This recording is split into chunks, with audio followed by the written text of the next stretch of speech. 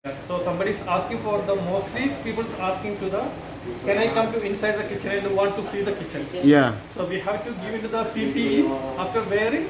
One or two person we can at the time we can enter. Accommodate, correct. Okay.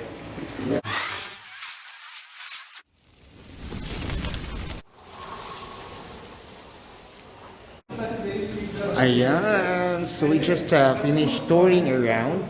Ayan. So once again, this shop called Chewafi. So we have here. Ayan. So this is spicy. Yes.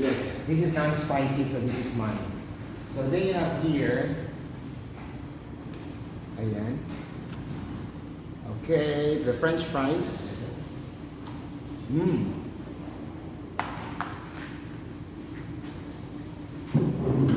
Alright. The fried chicken. So let's wear gloves. Great, yeah.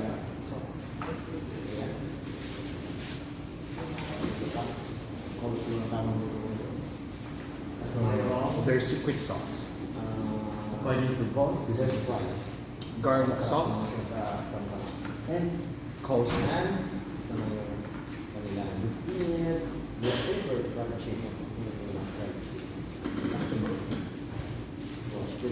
And of course, kubus. Walang kamatayang kubus. Okay. So let's check. Chicken mukbang time.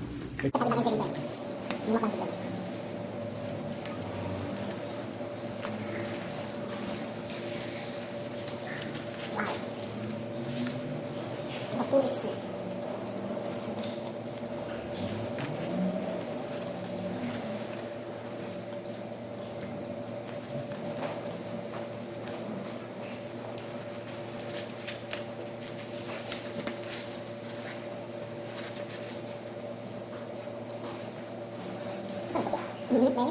No, that's garlic. Right? Yeah. It is good. Busog.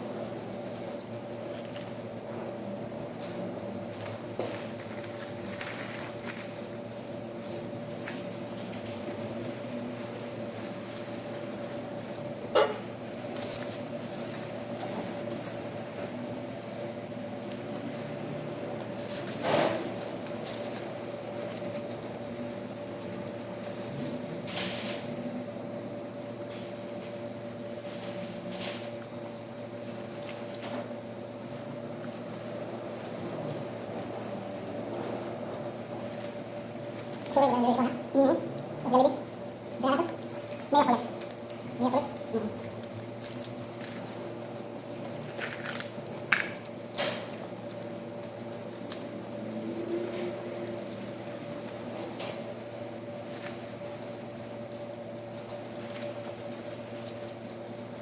Itu maksudnya? Ya. Apa ini?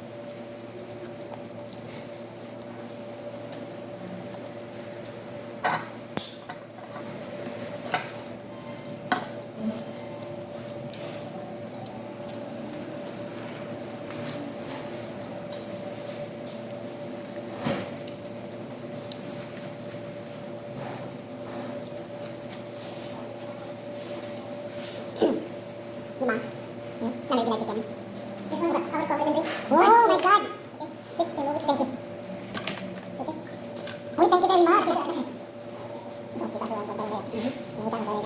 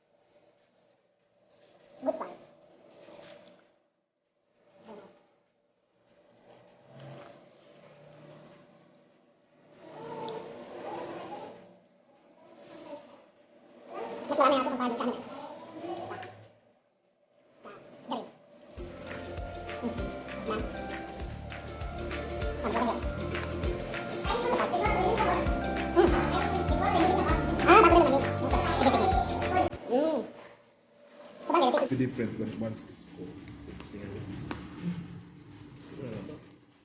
Yeah. Great. And by the way, we also have here their rice meal with fresh vegetables and 2 drumsticks. Sarap. Caring. At hindi pwedeng ako lang titikim dyan mga show dahil ito ay compliment sa asinan ito. Para sa amin ito. Kasabay namin tikman to at alamin at yan. Sabihin sa inyo kung ano ang lasa nito. Yeah. So, isa din sa mga magandang bagay na you are featuring some pag nagti-teacher kasi tayo ng mga tulad nito, of course, na makakuha kayo yung tinatawag nila na Endorser ka lang natin. Baka maging endorser na rin. Charot. Walang araw. give you the vegetables. So ito na yung mga show. Yan. So, It's fresh. tikman natin kung Let's check the rice. check it. The rice is good. Ang sarap mo rin yung rice. Uy, yun, the rice is Masarap good. yung rice dahil hindi siya oily. Mas oily pa yung mukha ko sa rice. And there's an may aroma siya ba? Okay mo siya? Pasado siya?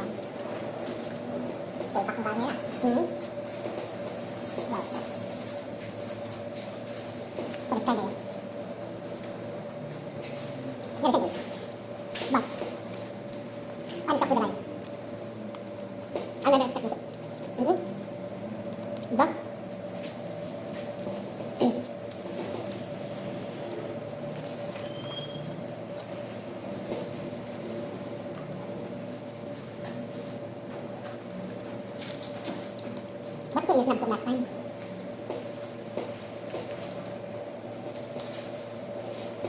Wala, bumili tayo ulit. Ilang kilo? Sure, tama ka.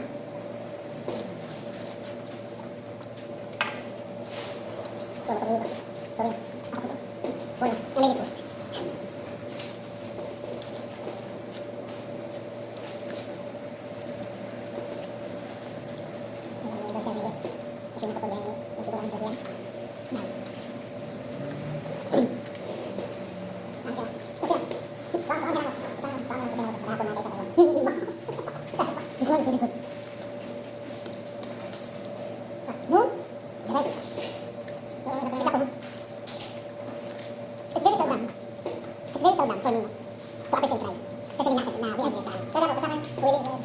Ako po. Wala, nalagay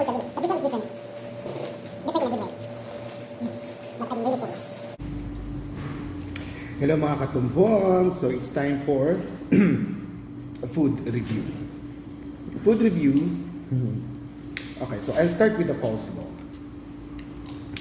No anong tawag nun? No offense meant. Pero I love their coleslaw more than KFC. Kasi KFC coleslaw is dry. And this one is good. Walang halong chili.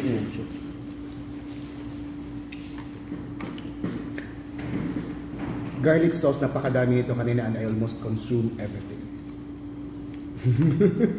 I almost consume. For this one, maybe this is not my thing. I remember one thing like this. I forgot na. Roasted, yung malapit sa Lulu. In front of Lulu Cobar. Remember, anong roasted yun? Lulo ko ba? Yeah. Pumumusal ko. Kaya at ba? Mayroon silang ganito. It's made of, they said it's made of eggplant or something. Mas gusto ko yun. For this one, it tastes good.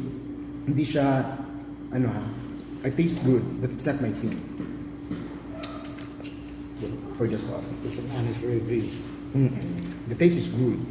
And the secret is secret.